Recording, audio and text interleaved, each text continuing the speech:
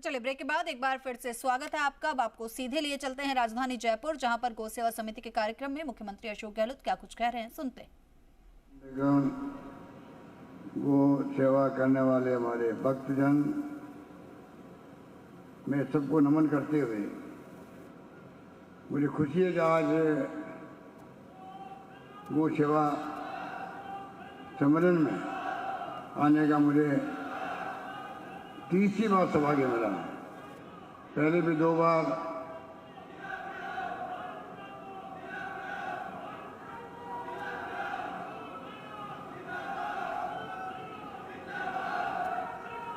आप लोग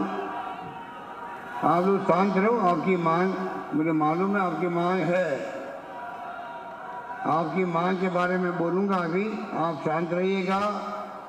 मुझे ध्यान है कि हमने 33 से 50 जिले बनाए राजस्थान के अंदर, और उसमें कुछ शिकायतें भी है, सीमाओं की है, नए जिले की है। आप पहले मेरा भाषण सुनिए। मुझे मालूम है कि आपकी मांग, आपके धरने चलने जगह जगह, पर ये स्थान नहीं, ये स्थान है गो भक्तों का, गो सेवा का है। आप कृपया शांत रहिएगा, मैं उसके बारे में बात करूंगा अभी। मुझे बहुत खुशी है कि आज एक बहुत ही गरिमामय माहौल के अंदर हमारे साधु संतगण बैठे हुए हैं, भक्तजन बैठे हैं, जीवन लगा दिया गायों की सेवा के लिए, प्रतिबद्ध है, समर्पित है।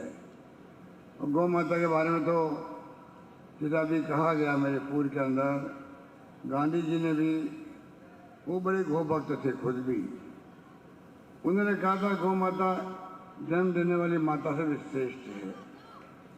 हमारी माता हमें 2 साल तक दूध पिलाती है, आशा करते कि हम बड़े होकर के उसकी सेवा करेंगे, परंतु गाय हमसे सिर्फ चारे के अलावा कुछ नहीं मांगती, कुछ आशा नहीं करती है।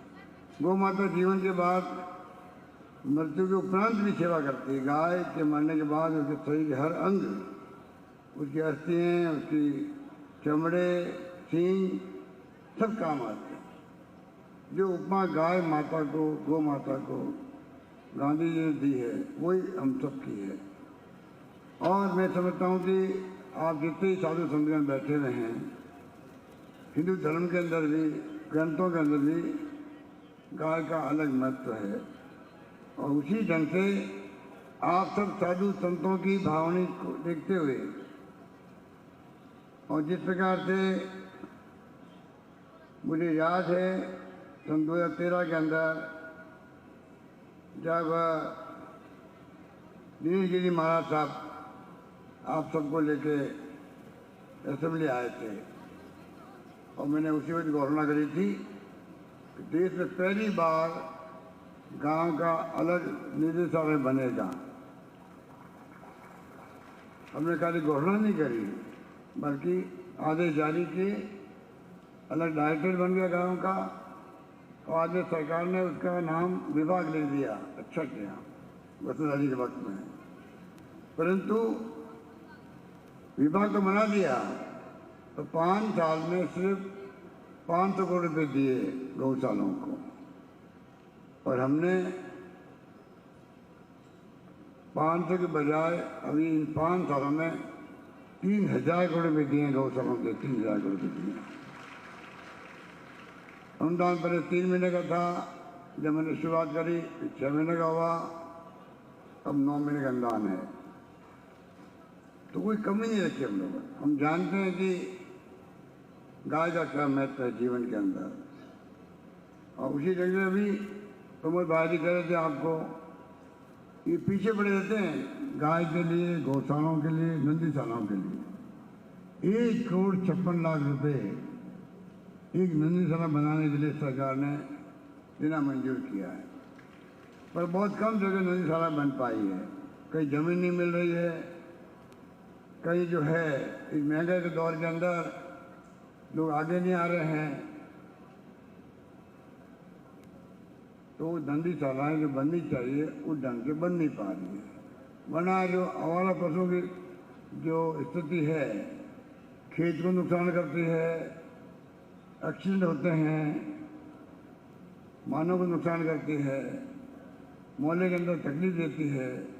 सबकी भावना है कि आवारा पशु के नाम पे कोई भी पशु गलियों में नहीं जाए, और नंदी जाए, गाय जाए तो और हमें बुरा लगता है। जिसका माँ कहते हैं वो अगर आवारा पशु के रूप में जानी जाए तो हम सबको किसी को पसंद नहीं आता। इस बात का एहसास मुझे भी है। इसलिए हमने प्रयास किया है किस प्रकार से हम लोग गाय माता का ख्याल रखें, गौशालाओं को अनुदान दें। अभी लंबी रोग आ गया। गाय का मरना एक बात है, तरह के मरना दूसरी बात है। आपने देखा हमारी गायें जो है लंबी रोग की बीमारी से, तकलीफ से तरह के मर रही थी। कितना दुख होता होगा हम सबको कोई कल्पना नहीं कर सकता। हमने बगैर मांगे हुए मैंने मेरे बजट के अंदर घोषणा कर दी 40,000 प्रति गाय मरी पशुपालक को दिए जाएंगे। 40,000 घोषणा नहीं करी हमने, उन सबको डीबीटी कर दिया है, बैंक में पैसा ट्रांसफर कर दिया है। 40,000 क्या या मुझे याद नहीं कितने पशुपालक थे, सबको पैसा दे दिया गया। सुप्रीम कोर्ट ने कहा सरकारों को लंपी रोग में गाय मरी है, कुछ मदद मिलनी चाहिए। मैंने कोई अखबार में पढ़ा था तो मुझे नहीं मालूम कहीं पे कोई पैसा मिला भी होगा। तो आप सोच सकते हैं कि और तो और अभी मैंने कामधेनु योजना शुरू करी है, जो महंगाई के राहत शिविर लगाए हमने। 10 गारंटी है उसके अंदर, 25 लाख का बीमा इलाज का। क्रांतिकारी कदम, क्रांतिकारी है। बीमारी का दवाएं free, test free, operation free, पूरा इलाज फ्री होना किसे कहते हैं। 2 लाख, 5 लाख, 10 लाख मामूली खर्चा होता है। हार्ट का ट्रांसप्लांट करवाओ, बाईपास करवाओ, किडनी बदलवा दो, घुटने बदलवा दो। इतना बड़ा काम है। महंगाई की राहत के अंदर हमने बड़ा फैसला किया। उसी वक्त हमने ये लंबी रोग का भी किया और साथ में कामधेनु योजना लेके आए हम। हर परिवार में 2 गायों को, 2 पशुओं को, भैंस भी हो सकती है उसके अंदर, उनका बीमा सरकार करवाएगी। सरकार पैसा जमा करवाएगी उसका प्रीमियम का। पशुपालक को एक नया पैसा नहीं देना पड़ेगा। वो हमने शुरू कर दिया है, गारंटी मिल गई है। तो मैं कहना चाहूँगा कि आपके आशीर्वाद से, आप सबका आशीर्वाद, आपका स्नेह, आपने समस्याएं बताई, चारे की बताई,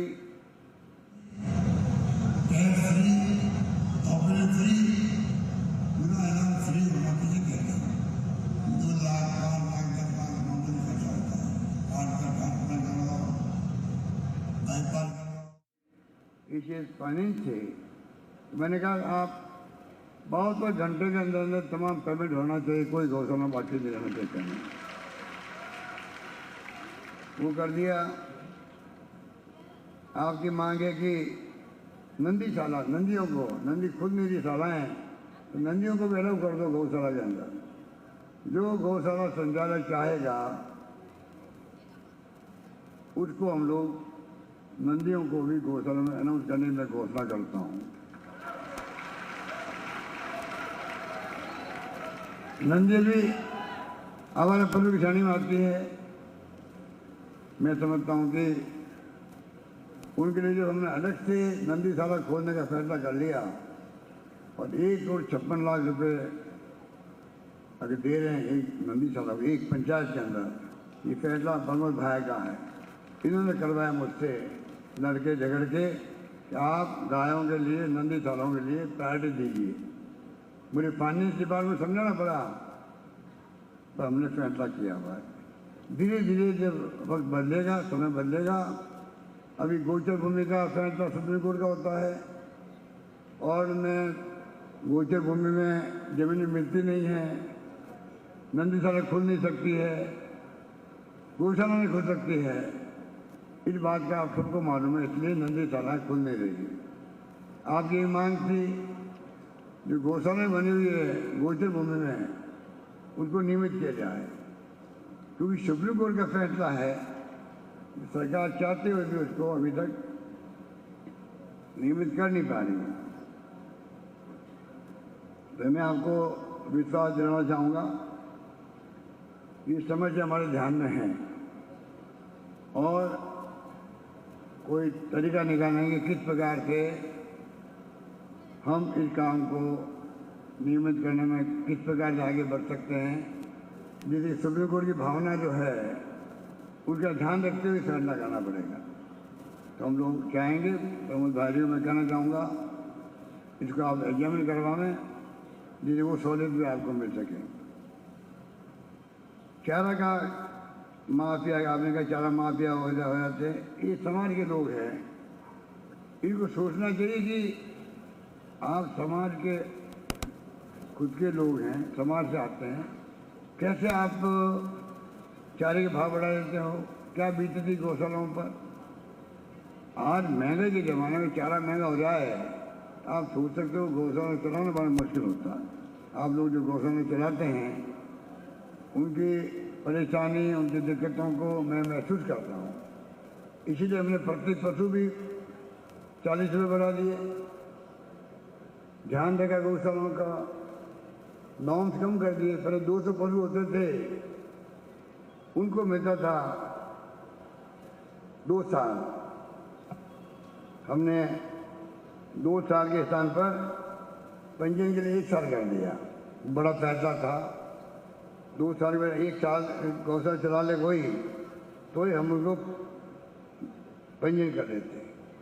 200 पशु धन होते थे तब जाके उनको मान्यता मिलती थी। अब हमने 100 पशु कर दिए, तो 100 पशु पे और 1 साल के अंदर ही गौशाला खुल सकती है, इससे कि और गोभक्त आगे आए और अधिक से अधिक गौशाला खोले। इसके पीछे मंशा ये हमारी है। 5 रुपये हम देते हैं पशुपालकों को भी दूध के लिए, हिंदुस्तान में कहीं नहीं है। मैंने शुरू किया था 2 रुपये प्रति लीटर दूध का अनुदान देना। पिछली गवर्नमेंट जब थी, मैं दूसरी बार मुख्यमंत्री तब की बात है, गवर्नमेंट बदली और 2 रुपये अनुदान बंद कर दिया गया। हमारी गवर्नमेंट आपके आशीर्वाद वापस बनी, हमने पुनः 2 रुपये प्रति लीटर शुरू किए। बाद में हमने उसको 2 से बढ़ा के 5 रुपये कर दिए। इसलिए पशुपालक जो है महंगे के दौर में वो भी तकलीफ आता है। चारा महंगा है, देखभाल करना बहुत बड़ा काम है। गाय को पालना कोई आसान काम नहीं है। आज आपको खुशी होगी हमारे इन फैसलों से। आपको मालूम है कि दूसरी बार मैंने मनुष्यों के लिए जो दवाएं फ्री करी थी 12-13 के अंदर, टेस्ट फ्री किए थे, तो मनुष्यों के साथ में गायों का भी मैंने किया था उस वक्त। आप याद करो 2012-13 के अंदर गायों का भी दवाएं फ्री और टेस्ट फ्री हुए थे, इलाज फ्री कर दिया था उस जमाने के अंदर भी। तो मैं कहना चाहूँगा आपको, इस प्रकार से जब हम लोगों ने फैसले करना शुरू किए तो 5 रुपये करने का फायदा ये हुआ है। पहले यूपी था नंबर 1 देश के अंदर दूध के उत्पादन के अंदर, आज राजस्थान देश में नंबर 1 बन गया दूध के उत्पादन के अंदर। ये मैं कहना चाहता हूँ। इस प्रकार से हमारे फैसलों की गूंज जो है तो पूरे देश के अंदर सुनाई देती है। अभी तो वक्त नहीं है, ना ये ऑकेजन है कि मैं कोई लंबी छोटी बातें आपके सामने रखूं। खाली यही है कि वो शुभ काम करने जाते हैं तो साधु संतों का आशीर्वाद लेना बहुत जरूरी होता है। अब कल परसों हमें आपके आशीर्वाद सरकार बनी थी तो 5 साल हो गए हैं उसको सरकार बनाए हुए। 5 साल की पीरियड होता है, वो अब दिसंबर में खत्म हो जाएगा। चुनाव आयोग ने घोषणा कर दी है चुनाव करवाने की।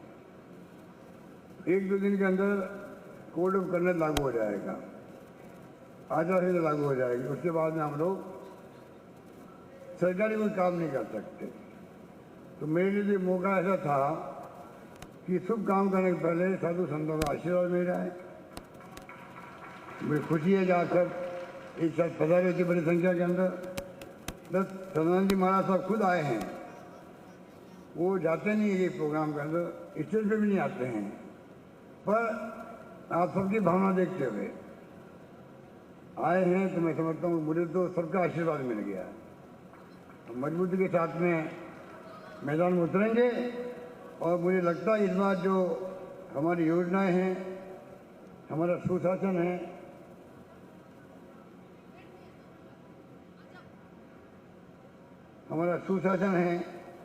एक के बाद एक फैसले किए हैं, कानून पास किए गए हमने किसानों के लिए भी, गिग वर्कर्स के लिए भी कई कानून पास किए जो कि बहुत ही क्रांतिकारी कानून है, देश भर में चर्चा है।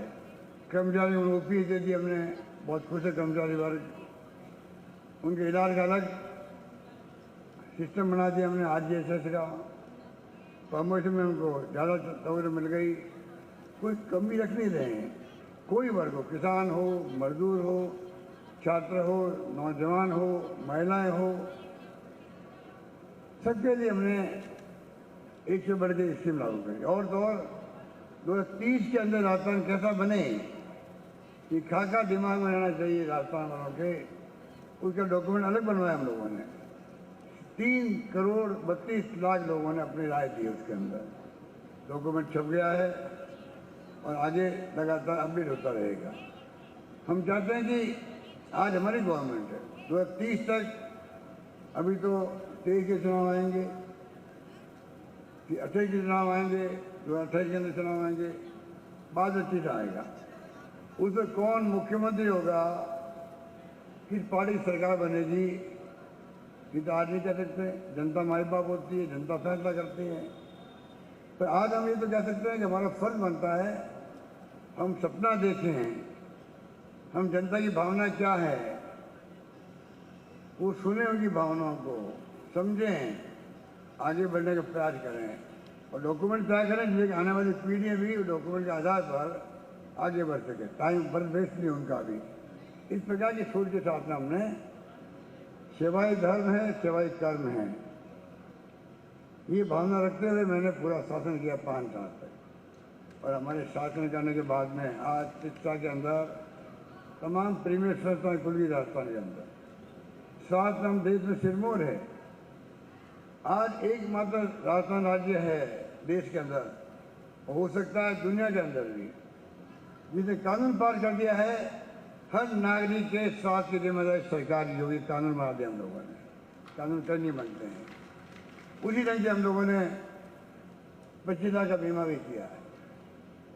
आप कल्पना कर सकते हैं कि जो गांव में या शहर में गरीब आदमी हैं, इलाज का पैसा खर्च होता है, हमारे यहाँ ऐसे संस्कार हैं, हिंदू संस्कार भी रहते हैं, हिंदुस्तान में संस्कार रहते हैं, चाहे कोई धर्म के लोग हों। माँ बाप की सेवा करना हमारा फर्ज बनता है। माँ बाप बूढ़े रहते हैं, डॉक्टर जवाब देता है कि बचेंगे नहीं है, तब भी हम क्या करते हैं, मन नहीं मानता, हम उसके लिए 1 लाख, 2 लाख, 3 लाख खर्च हो जाए, मेरे माँ बाप बचने चाहिए, उस रूप में हम आगे बढ़ते हैं। क्या मकान बेचना पड़े, गहने बेचने पड़े, गिरवी रखने पड़े, परवाह नहीं करते हम लोग, कर्जा हो जाता है। अब मैंने एक झटके के अंदर सबको कर्जे से मुक्ति दिला दी है। अब 1 पैसा नहीं लगेगा, माँ बाप का इलाज फ्री करो आप आराम। ठीक, इस प्रकार से जो है मैं समझता हूँ कि हमने जो घोषणा की है उससे आज राजस्थान में, वैसे भी हम जिस प्रकार से, मैं बार बार कह रहा हूँ आपको, देशगिरी जी महाराज साहब ने जब शुरुआत करवाई थी आपके ये निदेशालय बनाने की, सरकार के विभाग बनना बड़ी बात है। और मैं ये भी कहना चाहूँगा कि हमारे अभी ये हमारे प्रमोद भाई साहब श्री भेज रहे हैं, मैंने घोषणा करी कि नंदियों को भी गौशाला में रखा जाएगा। उससे वो संतुष्ट नहीं है, वो खुद भी संतुष्ट नहीं है, क्योंकि संत देवगिरी महाराज साहब ने कहा खाली आप घोषणा नहीं करोगे, लागू भी करोगे। तो मैं कहना चाहूँगा, फिर कहना चाहूँगा कि इन नंदी शालाओं को रखा जाएगा। सरकार को अभी चुनाव तो आने दो, कल के बाद हम काम नहीं कर पाएंगे। तो मैं तो ये कह सकता हूँ भाई, हम गारंटी देते हैं हमारी सरकार आएगी तो नंदियों को भी गौशाला में रखा जाएगा, 12 महीने का अनुदान दिया जाएगा।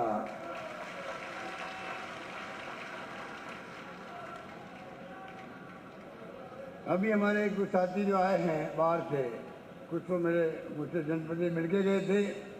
थोड़े चंद्रभान जी तो हमारे पुराने साथी हैं, लगातार बात करते रहते हैं, क्योंकि हमने जिले बनाए थे सुशासन देने के लिए।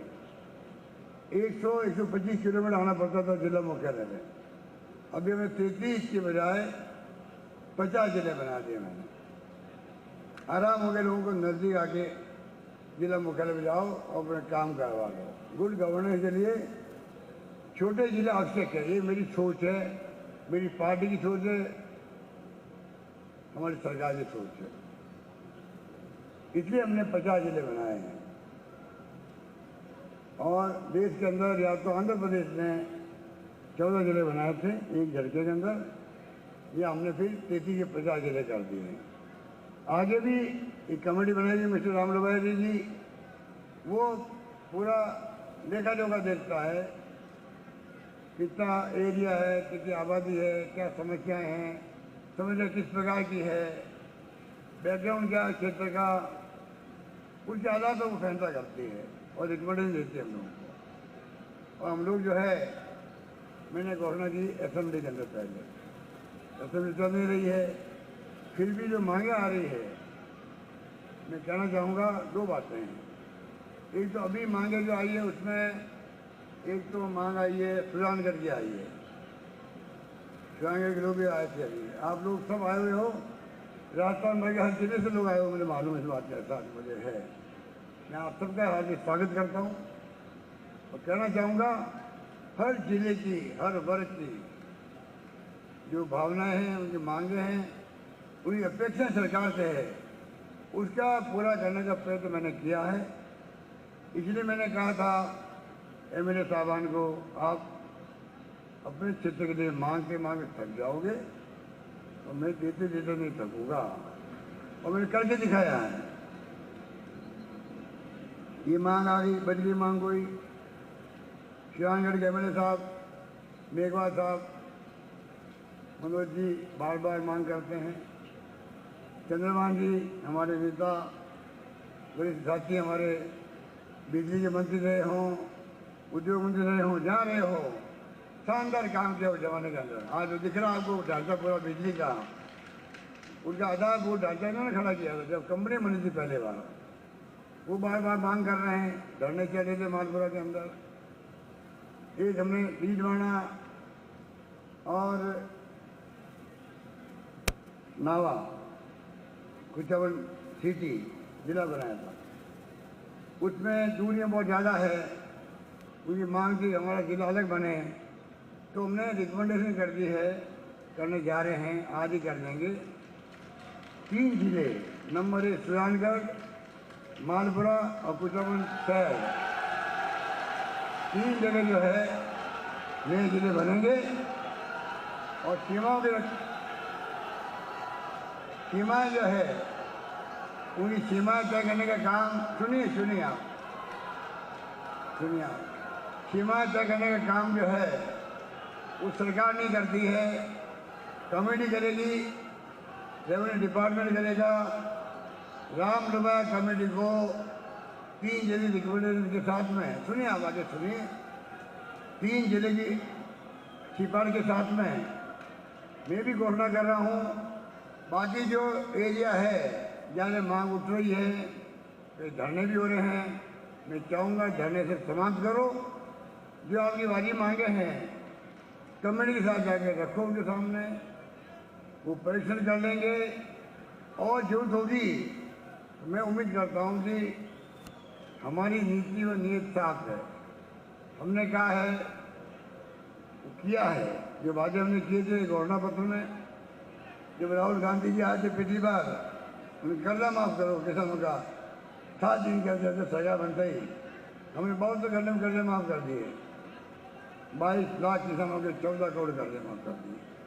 इसलिए जो काम ने किया 5 साल तक, अभी मैं कह रहा हूँ आपको, हमने कहा जिले बनाए, हमने 3 जिले घोषणा में आज कर रहा हूँ, और भी जिले बनने की बात होगी। अगर सीमाएं बदलने की बात होगी, पूरे राजस्थान का खाका जो है इस प्रकार का बने सब जिलों का। आप सोचिएगा, राजस्थान एकमात्र राज्य देश के अंदर हर जिले में एक मेडिकल कॉलेज खोल दिया हम लोगों ने। केंद्र ने नहीं दिया, हम लोगों 3 जिलों का, प्रतापगढ़ का, राजसमंद का, जालौर का। स्टेट गवर्नमेंट अपने फंड से 3 और मेडिकल कॉलेज हमने घोषणा कर दी थी। जो सोच हमारी ये हो, हमारी सोच बड़ी क्रांतिकारी सोच है, सकारात्मक सोच है। हम पिछली गवर्नमेंट के कामों को बंद नहीं करते हैं। ERCB को हमने बंद नहीं किया है।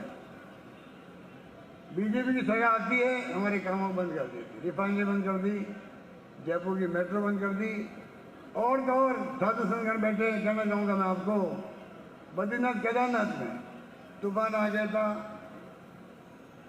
लोग बह गए थे, सैकड़ों लोग, उनके बच्चे अनाथ हो गए थे।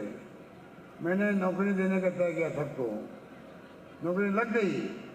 मुझे कहते दुख है, सरकार बदल गई, स्कीम बंद कर दी, नौकरियां लगी तो नौकरियों निकाल दिया गया। आप सोच सकते हो इतना बड़ा फर्क है हमारी सोच के अंदर, हमारी विपक्षी पार्टी सोच के अंदर। इसलिए मैं लंबी बात कहना चाहूँगा, जो मैंने 3 जिले की बात करी है, साथ में जो और समस्याएं हैं जिलों में, सीमाओं की समस्या है, इसी बहाने मैं कहना चाहूँगा, क्योंकि कोड ऑफ कंडक्ट लागू होने पर हम कुछ नहीं कर सकते। अब सीमा ज्ञान होगा इन जिलों का, कौन सा एरिया रहे, कौन सा एरिया बाहर निकले, बाद में जिले बन जाएंगे। और जो मांग उठेगी हमारे सामने, बाकायदा कमेटी के साथ रखेंगे, प्रयास करेंगे कि जितनी ज़्यादा जिलों की समस्या है, दूरी की है, एफिनिटी की है, कुछ सुझाव देंगे। हम सुझाव पर विचार करके चाहेंगे राजस्थान में गवर्नेंस इतनी शानदार हो, राजस्थान देश में एक मॉडल बने, राजस्थान देश में नंबर 1 बने, ये सपना हमारा होना चाहिए। तमाम वो संस्थाएं आ चुकी राजस्थान में, कोई जब हम तरसते थे, IIT, IIM, एम्स दिल्ली वाला जोधपुर में खुल गया। 6 विश्वविद्यालय थे मेरे वक्त में, जब मैं पहली बार बना, 25 साल पहले बना मुख्यमंत्री में, आप सबके आशीर्वाद से, तब से 6 विश्वविद्यालय थे। आज राजस्थान में लगभग 100 विश्वविद्यालय राजस्थान के अंदर है। आप सोच सकते हैं, मेडिकल के, कृषि के, पशुपालन के, सब तरह के विश्वविद्यालय राजस्थान के अंदर है। संस्कृत का भी है, मेरे वक्त में बना संस्कृत विश्वविद्यालय। आयुर्वेद यूनिवर्सिटी, आपको खुशी होगी, आज़ादी के पहले एक जामनगर में था, आज़ादी के पहले गुजरात के अंदर आयुर्वेद विश्वविद्यालय है। आज़ादी के बाद पहला विश्वविद्यालय आयुर्वेद का मैंने बनाया जोधपुर के अंदर, शानदार कैंपस बन गया जोधपुर के अंदर। जयपुर में संस्कृत यूनिवर्सिटी हमारे वक्त बनी है। वेद विश्वविद्यालय, वेद की पढ़ाई हैं, वेद पीठ बांसवाड़ा के अंदर, निमाड़ा के अंदर हमारे वक्त बनी है। चाहे संस्कृत हो, चाहे वेद का ज्ञान हो, हम कोई कमी रखते नहीं हैं। तो मैं आपको इस मौके पर आप सबका मैं शुक्रिया अदा करूँगा। साधु संत त्यागी और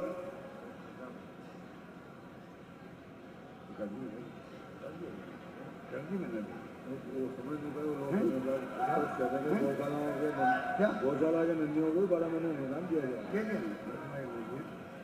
बोल दिया एक और बोलो, बताइए आप। गौशालाओं में नंदियों को 12 महीने अनुदान देने की घोषणा करता हूँ। गौशाला में नंदियों को, इस सब के लिए नहीं है, नंदियों के लिए है। नंदियों के लिए अनुदान मिलेगा। धन्यवाद, जय हिंद, धन्यवाद।